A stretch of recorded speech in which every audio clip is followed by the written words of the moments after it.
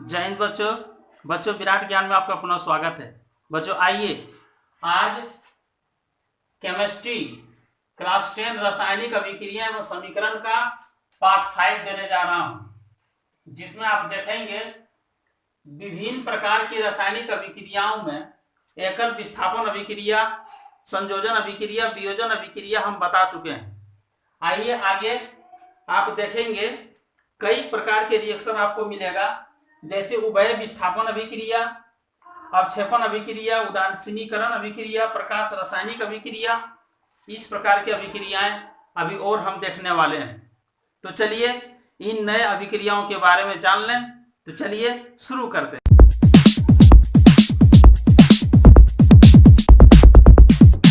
आइए बच्चों, उभय विस्थापन अभिक्रियाएं, डबल डिस्प्लेसमेंट रिएक्शन, अर्थात यदि किसी अभिक्रिया में दो यौगिक अपने आयनों का आदान प्रदान करे तो उसे ही उभय विस्थापन अभिक्रिया कहते हैं। आइए देखिए, इस रिएक्शन में XY प्लस AB अर्थात दो यौगिक है जिसके परमाणु XY हैं और AB हैं, लेकिन दोनों X प्लस Y माइनस में A प्लस B माइनस में टूट करके, और आप देखेंगे कि माइनस और प्लस दोनों एक साथ आ गया, आयनों का आदान प्रदान कर लिया, XB बन गया और AY बन गया। आइए कुछ उदाहरण लेते हैं। फेरस सल्फाइड की रिएक्शन H2SO4 से जब कराई जाती है तो आप गौर कीजिए, FeSO4 प्लस H2S बनता है। इसका मतलब है कि यहाँ पे आयनों का आदान प्रदान हो रहा है। किस प्रकार हो रहा है देखिए, आप जरा गौर कीजिए। SO4 आपको पता है SO4 minus minus double minus में टूटता है। इसका मतलब हाइड्रोजन भी 2H टूटेगा प्लस में, क्योंकि हाइड्रोजन तो एक हाइड्रोजन पे तो डबल प्लस होगा नहीं, तो दो परमाणु है यहाँ पे, दो परमाणु हाइड्रोजन का, अर्थात 2H टूटेगा प्लस में। उसी तरह ये फेरस टूटेगा Fe प्लस प्लस, और सल्फर टूटेगा माइनस माइनस में।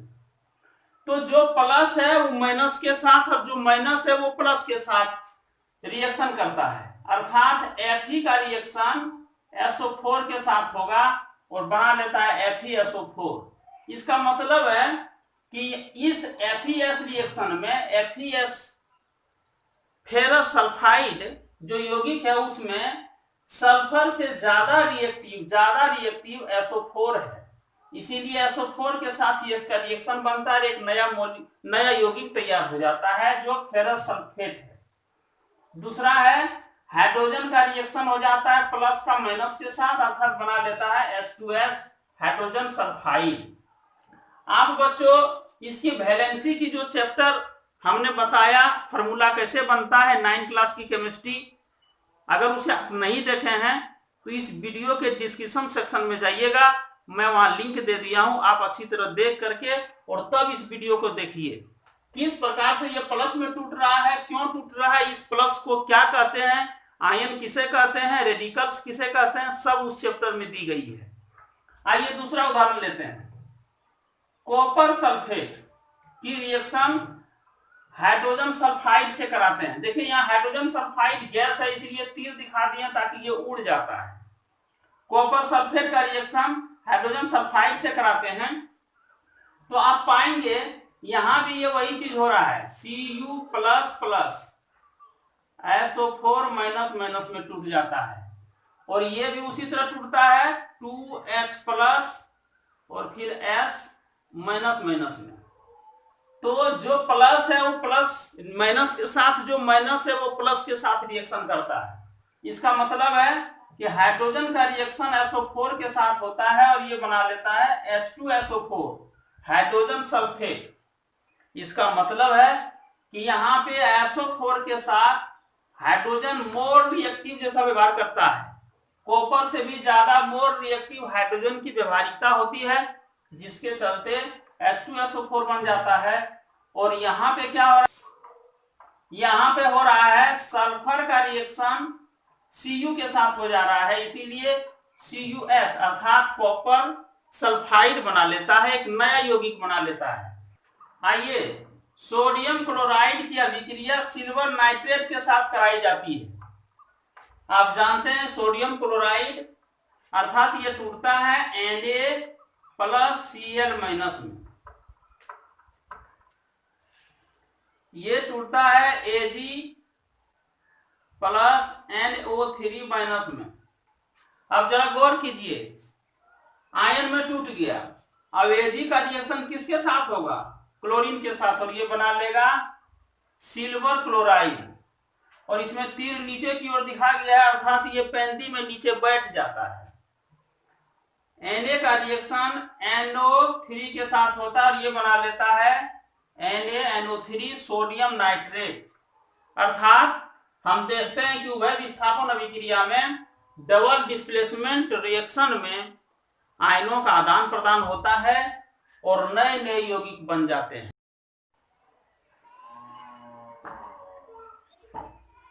आइए बच्चों, अब क्षेपण अभिक्रिया, प्रिसिपिटेशन रिएक्शंस, इस अभिक्रिया में क्या होता है इसके बारे में जरा जान लें। जब किसी रासायनिक अभिक्रिया में अभिक्रिया के बाद हमें ठोस रूप में प्रोडक्ट प्राप्त हो, वैसी रासायनिक अभिक्रिया जिसमें प्रोडक्ट अभिक्रिया के बाद ठोस रूप में प्राप्त हो और पेंदी में बैठ जाए, अवक्षेप हो जाए, मतलब अलग हो जाए, उसे ही अवक्षेपण अभिक्रिया कहते हैं। आइए एक उदाहरण लेते हैं। सोडियम क्लोराइड के विलयन को हमने ले लिया, देखिए यहां पे डाल रहे हैं। सिल्वर नाइट्रेट का विलयन हमने लिया, लेकिन हो क्या रहा है आप जानते हैं, Na+ और Cl- में ये टूट जाता है। सोडियम क्लोराइड आयन के रूप में टूटता है। यहां पे भी सिल्वर प्लस और NO3- में टूट रहा है। बहुत ही आसान है समझना कि Ag का रिएक्शन Cl के साथ होकर के Ag क्लोराइड बनाया और तीर इसलिए नीचे दिखा दिया है क्योंकि ये पेंदी में बैठ गया। अर्थात हमें Ag सिल्वर क्लोराइड ठोस के रूप में प्राप्त हो गया, अवक्षेप के रूप में प्राप्त हो गया। और NO3 का रिएक्शन ये प्लस में ये माइनस में सोडियम नाइट्रेट बना लिया। अर्थात हम देखते हैं कि अवक्षेपण अभिक्रिया में हमें ठोस के रूप में ही प्रोडक्ट प्राप्त हो जाता है, इसीलिए इसे अवक्षेपण अभिक्रिया कहते हैं। उदासीनीकरण अभिक्रिया, न्यूट्रलाइजेशन रिएक्शन, अर्थात एक ऐसा रिएक्शन जहां पे ना कोई एसिडिक रह सकता है ना बेस रह सकता है, उसे न्यूट्रल कर देना है, उसे लवण बना देना है। चलिए आप कह सकते हैं कि वैसी अभिक्रिया जिसमें अम्ल भस्म के साथ रिएक्शन करके लवण और जल बनाता है, उसे ही उदासीनीकरण अभिक्रिया या न्यूट्रलाइजेशन रिएक्शन कहते हैं। आइए उदाहरण को देखते हैं। हाइड्रोक्लोरिक एसिड, अर्थात ये एसिड है NaOH सोडियम हाइड्रोक्साइड, ये बेस है, भस्म है। ये दोनों आप जानते हैं कि H+ और Cl-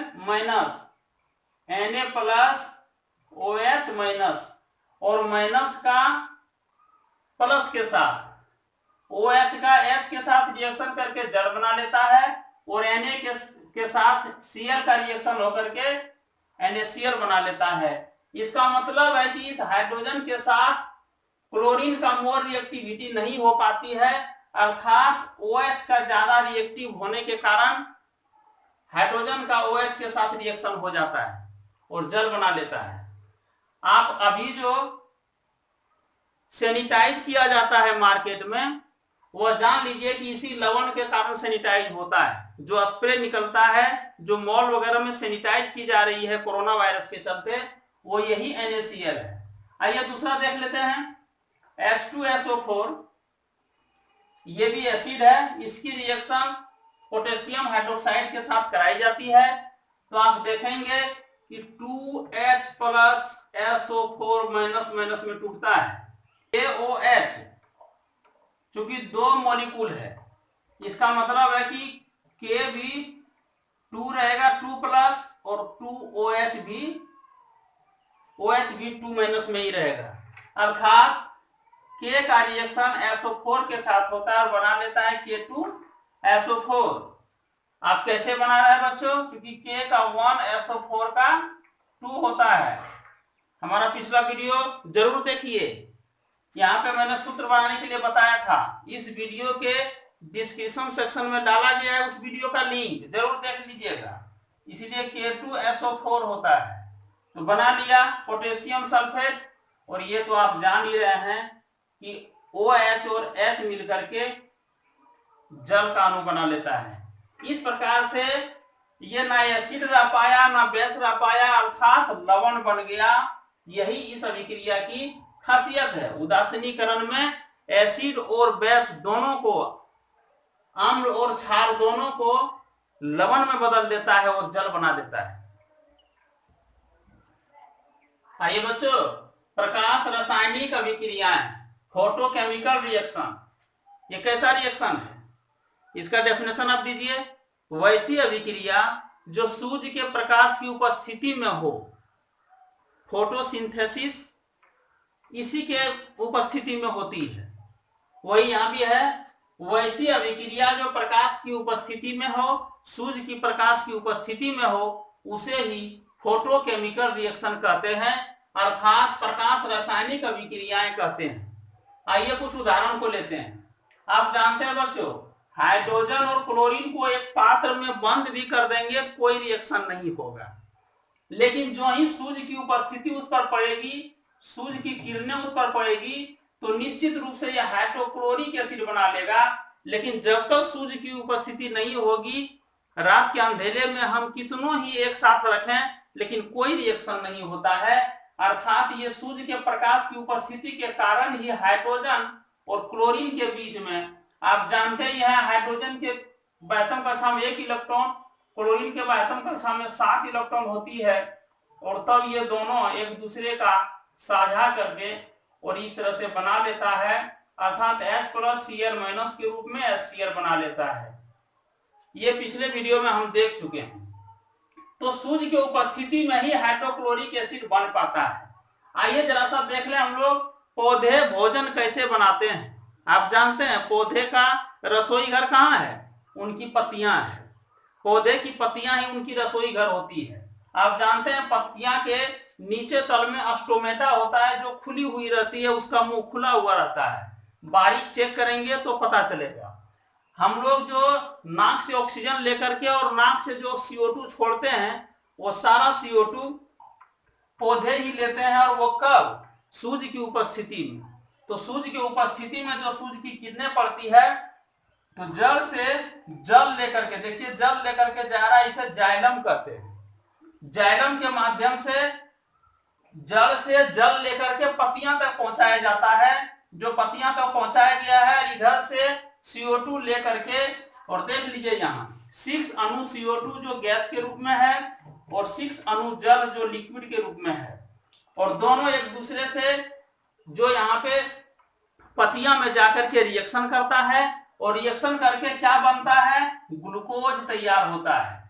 जो ग्लूकोज भोजन के रूप में होता है, उसे फ्लोएम के माध्यम से, ये जल को लेता है जाइलम के माध्यम से, और भोजन को फ्लोएम के माध्यम से पूरे पत्तियां में, पूरे जड़ में, पूरे तना में फैला दिया जाता है। बताइए अगर सूर्य की रोशनी नहीं होती तो इतना बड़ा काज नहीं होता, और आज पेड़ पौधे नहीं होते।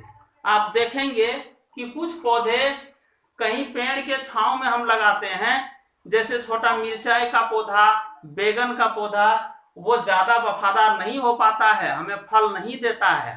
हम लोग आश्चर्यचकित हो जाते हैं, दादी वगैरह बोलने लगती है कि ये पौधा क्यों नहीं बढ़ रहा है, लेकिन उसका कारण है कि उस पर सूर्य की रोशनी नहीं पड़ रही है, जिसके चलते प्रकाश संश्लेषण की क्रिया नहीं हो रही है, भोजन नहीं बन रहा है, इसीलिए वह पौधा बड़ा नहीं हो पा रहा है, फल हमें नहीं दे पा रहा है, फलदार नहीं हो पा रहा है। इसीलिए हमें पौधों को जहां पूर्ण रूप से धूप सूर्य का लगता हो वहीं लगाना चाहिए।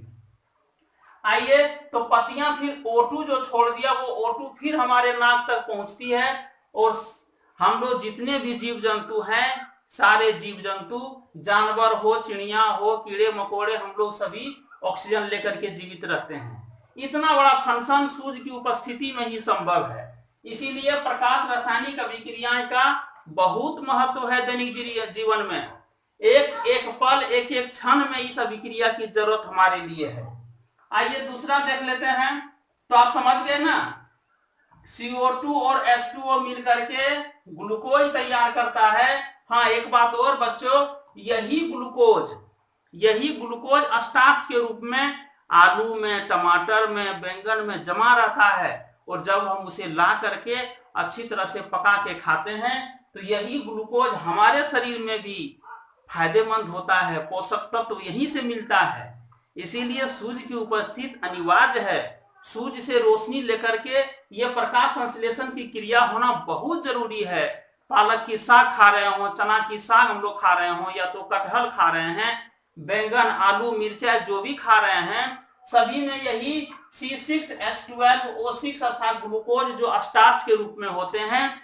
अब आलू को जब काट देते हैं तो देखिए कुछ देर बाद काला काला धब्बा पड़ जाता है, वह स्टार्च की निशानी है, अर्थात यही ग्लूकोज की निशानी है। तो हमारे लिए यह प्रकाश संश्लेषण की क्रिया बहुत फायदेमंद है। आइए दूसरा देखते हैं। AgCl सूर्य की उपस्थिति में जब तक सूर्य नहीं रहेगा तो सिल्वर क्लोराइड ही रहेगा, लेकिन जो ही सूर्य की उपस्थिति होगी तो यह सिल्वर और क्लोरीन में टूट जाएगा।